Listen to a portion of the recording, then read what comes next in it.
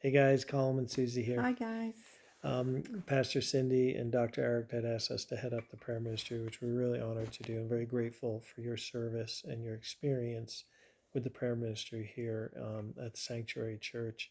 As people who pray for other people, we always want that experience for them to be comforting, encouraging, and life giving for them.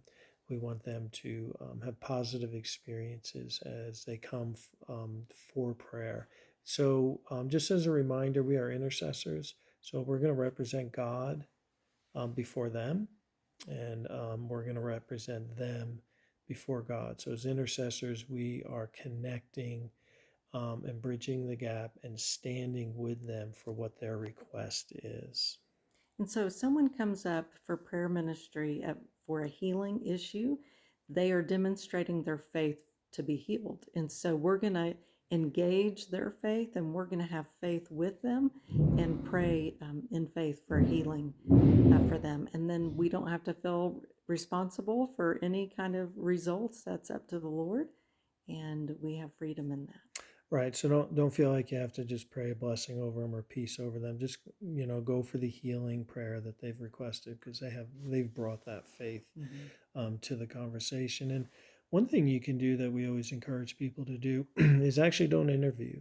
So when someone comes up front for prayer, um, I would maybe stretch yourself a little bit and don't ask their name or what you can pray for, and just say, "Hey, let me pray for you right now," and go to the Lord and listen in your spirit and see what you see and hear what you hear in your spirit and pray that first.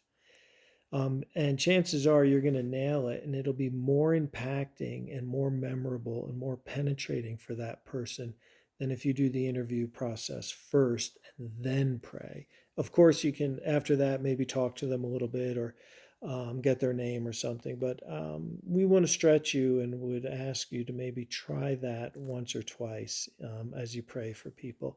And deliverance came up in our last meeting, and Susie and I met with Pastor Cindy, and we decided for two reasons.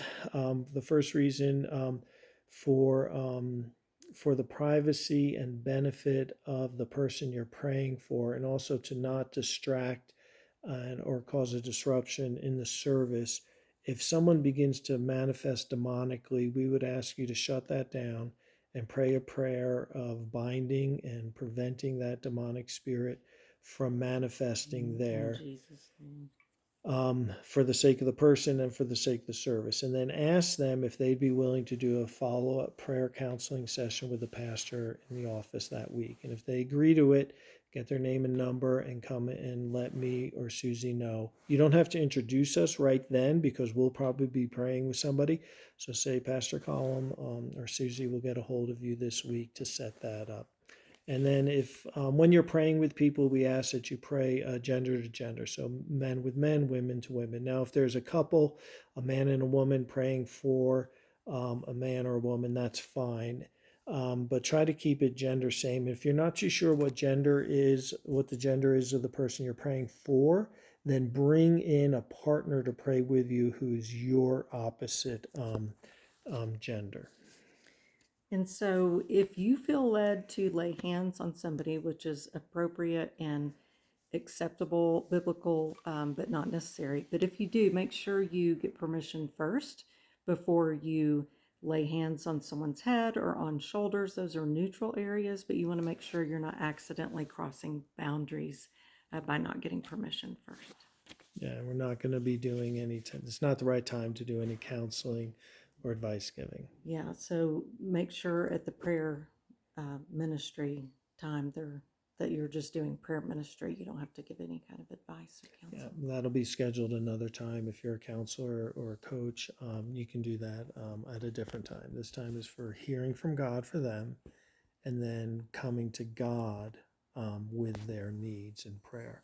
So, just a couple of housekeeping things. Our next meeting is September 10th after church in the lounge. We'll provide food for you.